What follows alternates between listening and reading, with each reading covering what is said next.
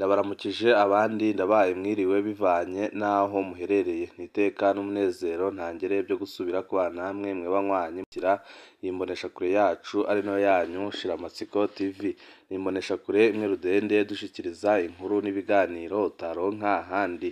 Uyu ni umwanya w'amakuru agezweko ari kuvugwa ngaha mu gihugu c'u Burundi, aho tugiye kwibanda ku makuru arabana na politike ndetse n'iduzwa ry'ibiciro rikomeje guca ibintu ngaha mu gihugu c'u Burundi.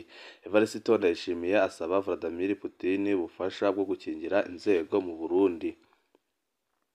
Ndagutakambiye ntuze ufashe abashaka kunkura, ahubwo ndemeye untabare unkingire, nanje nzogutabara kandi nzaharanira gukingira ibikorwa byawe. Ibyo nibyo Perezida Evariste Ndayishimiye yavugiye mu Burusiya asaba mugenzi we ko yaza akamukingira ngaha mu gihugu c'u Burundi kuko abona ko umutekano wiwe ubangamiye. Turaza kubashikiriza mw'idonido ry'aya makuru ndetse tuze no kubabwira ko iduzwa ry'ibiciro ngaha mu gihugu c'u Burundi rishobora gutera ingaruka zikomeye cane ku banyagihugu. Byose twabateguriye turabashikiriza mw'idonido ry'aya makuru, wipfuza kuzajya uba mu bambere bashikirwa n'inkuru n'ibiganiro bene nk'ibi. Ico usabwa nta kindi, niba utaravyonda kuri sabone aka ni karyo keza ko guvyondaho kugira ngo uko dushikijeho amakuru n'ibiganiro bene nk'ibi ujye uba uwa mbere mu gushikirwa navyo. Abaguzi barengewe n'iduzwa ry'ibiciro byose. Mu Burundi hariko haraba iduzwa ry'agasakisaki ry'ibiciro byose bya nkenerwa. Ibyo bituma ubuzima buzimba. Ubushobozi bw'abanyagihugu bwo kugura bwo ntibwahindutse. Abaguzi bavuga ko barengewe n'iryo duga ry'ibiciro. Iduzwa ry'ibiciro riheruka ni ry'ibinyobwa bya Bralirwa byadugijwe ku mafaranga 500. Byabaye kuri uyu wa mbere Myandagaro. Gutyo ibiciro bya Fanta nini byavuye ku 1000 bija ku 1500. Amstel ndende yavuye ku mafaranga 3005 ijya ku 3000.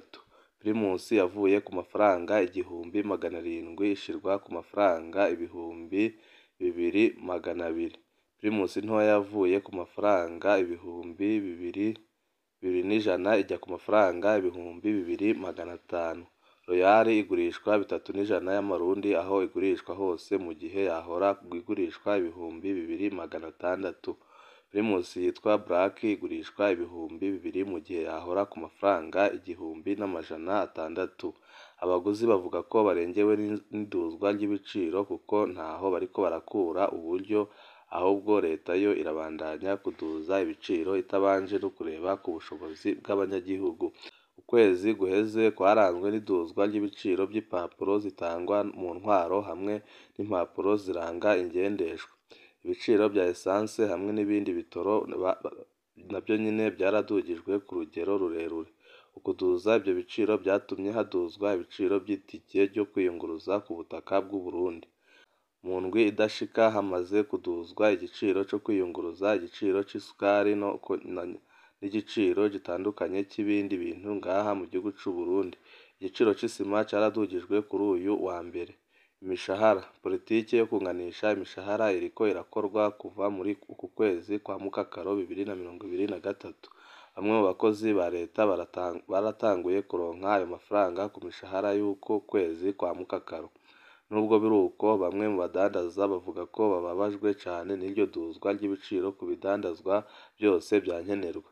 Ubwo abigisha iryo duzwa ry'ibiciro yoba ari politike ya leta yo guca amazi politike yo kunganisha imishahara. Abandi nabo babona ko leta yongeye imishahara ikoresheje ukuboko kw'iburyo ica iduza ibiciro ikoresheje ku mafu. Abandi bakozi ba leta barababazwa nuko leta irondera kuzibira ikinogo kiri mu kigega ca leta mu mwaka wa 2023 uza gushika 2024 ibanje kuduza amakori n'amatagisi kugira ngo ishobore kuriha imishahara y'abakozi bayo.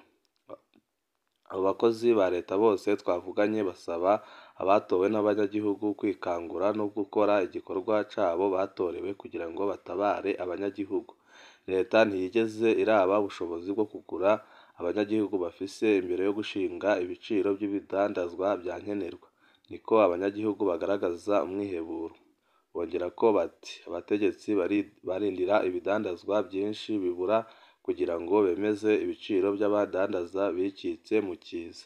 Fanta yari amaze amezi 6 ataboneka ku butaka bw'u Burundi. Abadandaza bicitse inyuma y'ubwo bukene mu kuduza ibiciro. Igiciro cyahora kiri hagati y'1200 n'1500. Ubu Braludi yabishize ku 1500 ku bagurisha ku icupa. Niko karorero katanzwe n'umwe mu baguzi bo mu bumanuko bushira uburengero bw'u Burundi.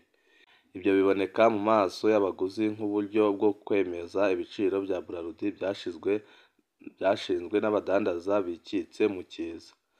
Mu itangazo rimaze iminsi Braludi yashize ko iriko iraduza ibiciro bivuye ku iduka ry'ibiciro by'ibikoresho nyine ikoresha. Isima n'ibinyobwa bya Braludi bidugijwe ibiciro ku nshuro ya kabiri kuva mu kwezi kw'icumi muri 2022. Ikibabaje, ingaruka zose ziduzwa ry'ibiciro zigwa ku munyagihugu mutoya. Niko umwe mu banyagihugu bo mu gisagara c'ubudandaji Bujumbura agaragaza umubabaro, akabona ko ibyo leta iriko irabakorera ari ibintu biteye isoni cane.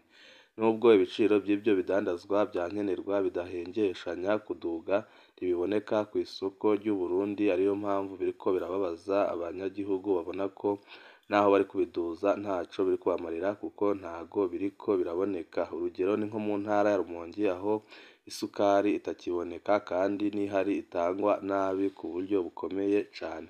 Ibiro bya Buramatari byarasohoye urutonde rw'abadandaza bazoronka isukari y'ihinguriro Sosumo.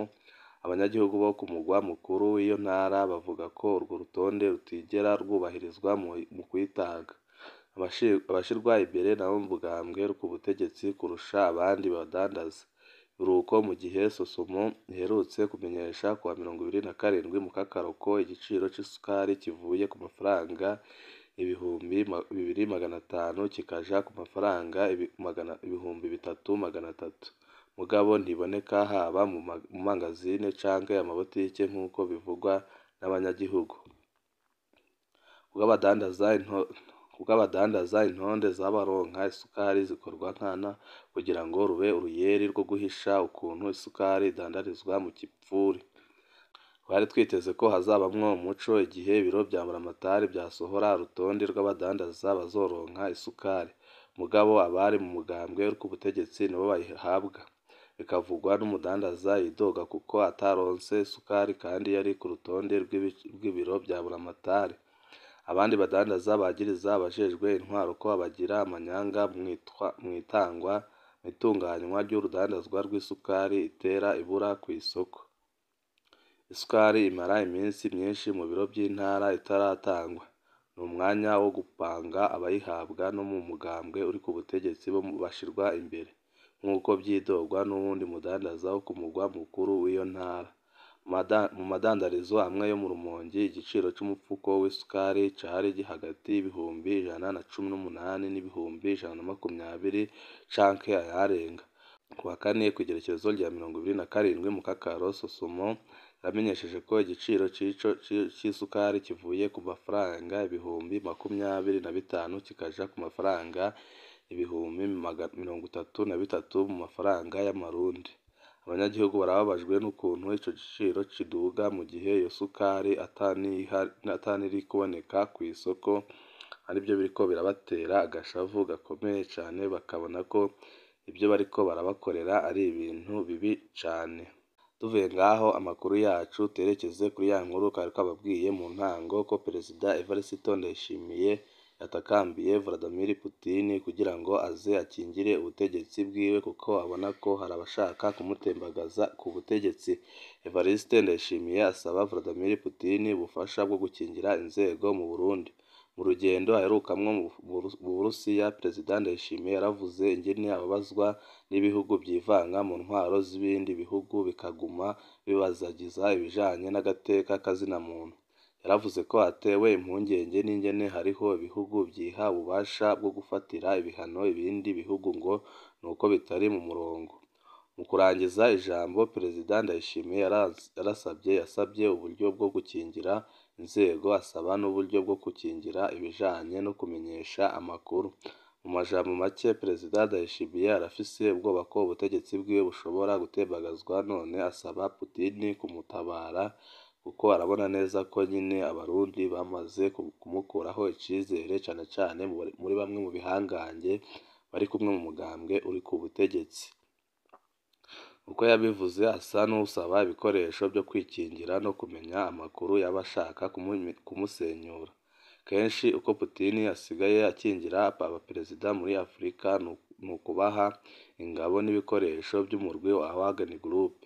Uwo murwi nawo uraheza ugahabwa ubutare bw'igihugu. Perezida Evariste Ndayishimiye arashaka gutanga ubutare bw'igihugu kugira ngo baze gukingira umutekano wiwe, kuko arabona ko ashobora gutembagazwa umwanya n'umwanya. Igisabo ca Perezida Ndayishimiye kirerekana ko atizeye cane ingabo z'u Burundi be n'abamukikuje. Inyuma yaho hakirijwe na Bunyoni, kandi akaba azi neza ko hariho n'abandi mu bo bahoranye ku rugamba batamwerekwa. Perezida Ndayishimiye ntatekanye, arafise ubwoba buhambaye cane. Ibuhushane: Ndayishimiye arashigikiye inyungu zose z'Uburusiya, ariko ntashigikiye itembagazwa ry'ubutegetsi rishigikiwe n'Uburusiya. Ingendo ya Perezida Ndayishimiye mu Burusiya yarabayemwo ibihushane.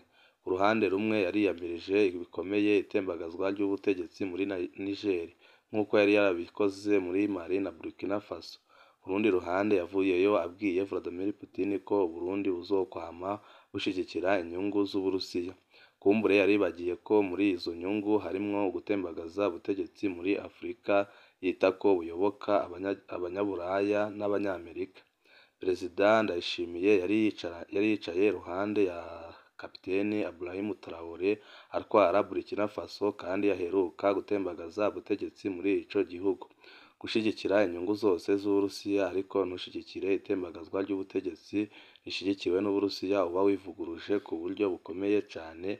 Ariko impamvu Perezida Evariste Ndayishimiye ashigikiye inyungu z'Uburusiya nuko yasabye mugenzi we ko agomba kuza kumukingira umutekano, kuko abona ko umutekano wiwe utifashe neza, kandi bikaboneka nyine neza ko atizeye igisoda c'u Burundi, kuko abona ko naco gishobora kumugambanira, kubera ko nawe ariko arakora ibintu byinshi bitandukanye ngaha mu gihugu c'u Burundi, aho ariko ararwana n'ibihanganye bikomeye cane byahoze biri mu mugambwe ku butegetsi CNDD-FDD, ariko akabona ko ibyo ariko arakora bishobora kumugiraho ingaruka zikomeye cane. Ariyo mpamvu abandanya atabaza mugenzi we ngo aze amukingire ubutegetsi bwiwe kugira ngo ntazagire umutembagaza, kandi arashaka kumenya amakuru hakiri kare kugira ngo ajye amenya abashaka kumutembagaza batarakora iryo bara, kuko yasabye Perezida Vladimir Putin ko yajya amufasha kugira ngo amenye amakuru byihuse.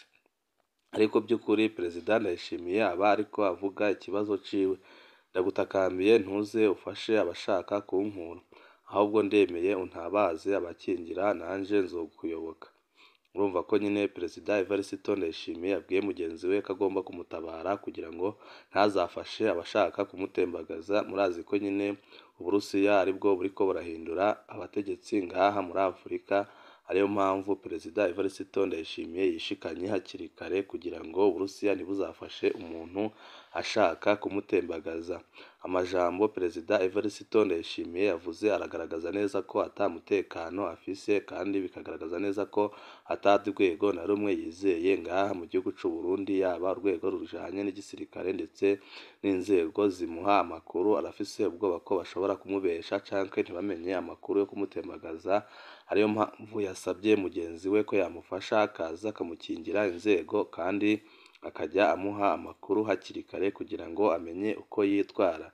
Perezida Evariste Ndayishimiye impungenge afise zirafise ishingiro, kuko muri no minsi ariko ararwana n'abagwizatunga ndetse n'abajenerali bakomeye cane ngaha mu gihugu c'u Burundi. Ariyo mpamvu nawe nyine afise amakenga ko isaha n'isaha ashobora gutembagazwa. Perezida Evariste Ndayishimiye arabizi neza ko abari mu butegetsi hejuru batamukunda na gatoya. Ariyo mpamvu abandanya gusaba ubufasha Vladimir Putin kugira ngo aze amukingire, ntazafashe abashaka kumutembagaza, ahubwo amukingire ajye namuha amakuru kare kugira ngo amenye uko yitwara.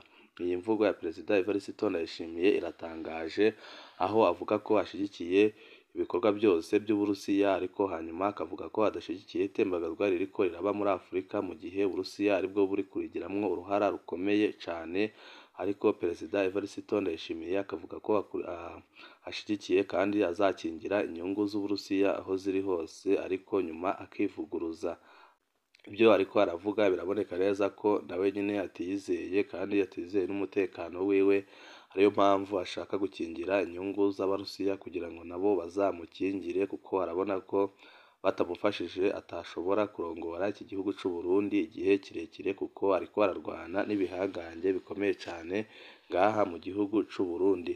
Ni ngaha duce dusozerera amakuru twari twabateguriye muri kino gitondo, wifuza kuzaja abo mu mbere bashikirwa n'inkuru n'ibiganiro bene nk'ibi, ico usabwa nta kindi, niba utaravyonda kuri sabone aka niko karyo keza ko gupyondaho kugira ngo ko dushizeho amakuru n'ibiganiro bene nk'ibi ujye uba uwa mbere mu gushikirwa nabyo. Ibihe byiza nibyo ndabipfurije banywanyi bacu.